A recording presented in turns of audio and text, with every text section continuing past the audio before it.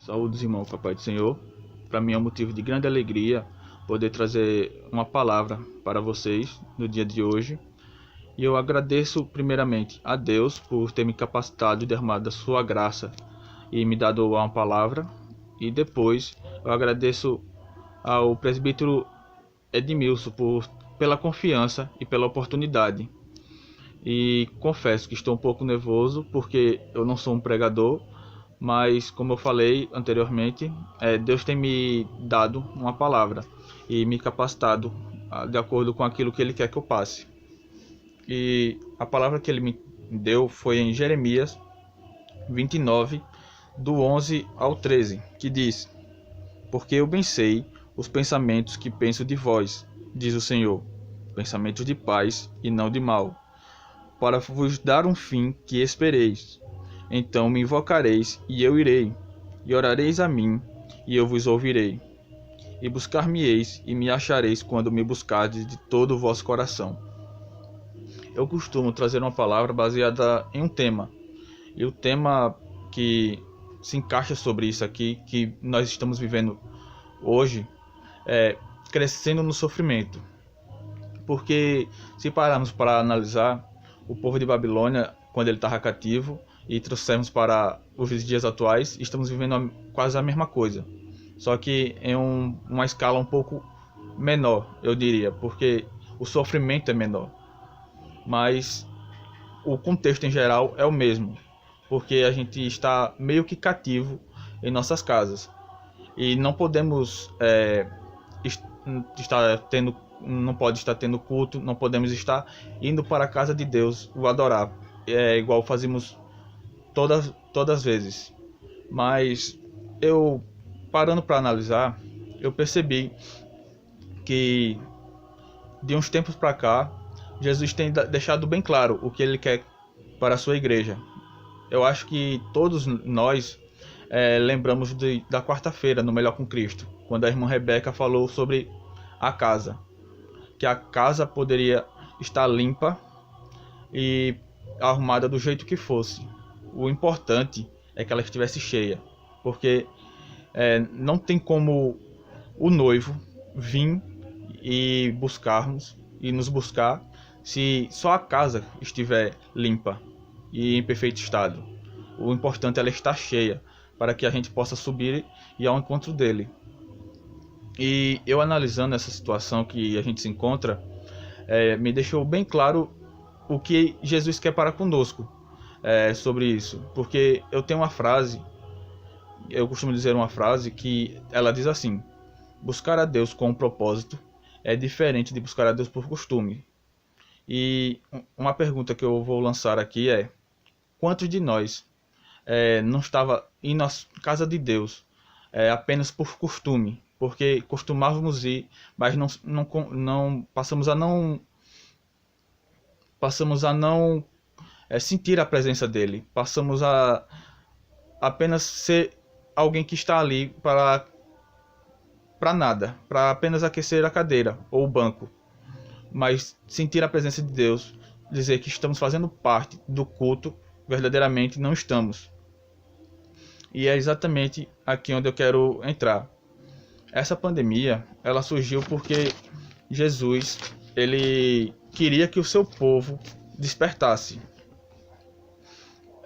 Mas assim, como é que eu vou despertar se eu não posso ir à igreja e em casa raramente eu tenho a oportunidade? Errado. Você tem lembre-se que o templo de Deus somos eu e você. Ou seja,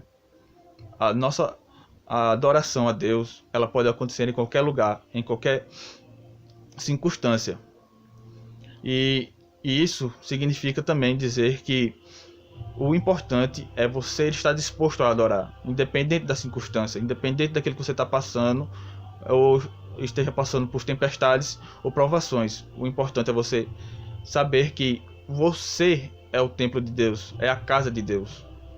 E que, por mais que as dificuldades estejam aí, você tem que buscá-lo, para que ele possa assim fazer igual ele falou aqui no versículo 12 e 13, que diz: Então me invocarei, e eu irei, e orareis a mim, e eu vos ouvirei, e buscar-me-ei, e me chamareis, quando me buscardes de todo o vosso coração.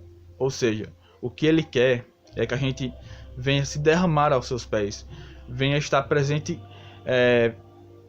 verdadeiramente senti-lo, sentir a sua presença, como a gente sentia no primeiro amor, assim que a gente entrou na igreja, assim quando a gente começou a fazer parte de algum grupo, toda essa alegria, esse gozo, ele quer que a gente volte à primeira essência, aquilo que se perdeu durante o caminho. E hoje, muitos de nós não estávamos mais sentindo. Como eu falei, estavam apenas indo para a igreja para aquecer um banco, para dizer que estava ali, mas na realidade a sua mente estava em outro lugar, em outras questões, seja ela nas dificuldades ou qualquer outra coisa que tenha se levantado.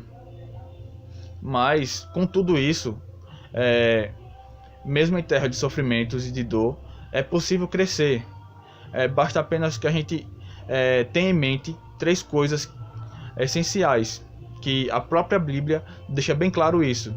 E elas são: se submeter a Deus, a sua palavra e a sua vontade. Por quê? Por que isso? Porque os pensamentos de Deus para nós é de paz, e a sua palavra é de prosperidade, e a sua vontade é que a gente cresça na sua presença. Ou seja, com essas 3 coisas conseguimos nos aproximar ainda mais, criar uma intimidade ainda maior com Deus. Agora, trazendo para essa situação que a gente está vivendo atualmente de novo, o importante é olharmos para ela em longo prazo e não a curto, porque a curto pode parecer que isso é uma provação difícil demais de suportarmos, complicada, e que muitas das vezes a gente, durante essa caminhada, principalmente durante essa pandemia, a gente às vezes pode se questionar o porquê determinada circunstância está acontecendo com a gente. Mas se buscarmos a longo prazo, a gente vai perceber que Deus, ele quer que a gente se aproxime mais a ele. E por mais que as dificuldades atualmente estejam fortes, estejam à nossa porta, literalmente, onde não podemos sequer sair para a esquina sem nos preocuparmos com o que pode acontecer conosco, ele quer que a gente venha se entregar a ele, de maneira que a gente esqueça tudo ao nosso redor, que a gente possa voltar àquela essência, aquela alegria de servi-lo, de estar em sua presença. Tanto em Salmos, ele deixa bem claro, Salmos 29, 11, ele diz assim: o Senhor dará força ao seu povo, o Senhor abençoará o seu povo com paz. Ou seja, não se preocupe se a situação atual ela não é favorável. Ela só, para onde você olha, existe tristeza. Porque a gente aprende, pelo menos comigo foi assim, que toda situação que Deus nos coloca, ele tem um propósito. Basta apenas que a gente venha tirar o lado bom e esquecer que a circunstância, assim como Jó, ele entrou em algo, o inimigo fez com que ele passasse, através da permissão de Deus, é claro, por situações que eu creio que nenhum de nós suportaria, mas ele suportou. Ele continuou glorificando e exaltando e se purificando ainda mais, para que ele pudesse conseguir vitória. Tanto é que no final, todos conhecem a história de Jó, ele foi abençoado com o dobro de tudo que ele tinha.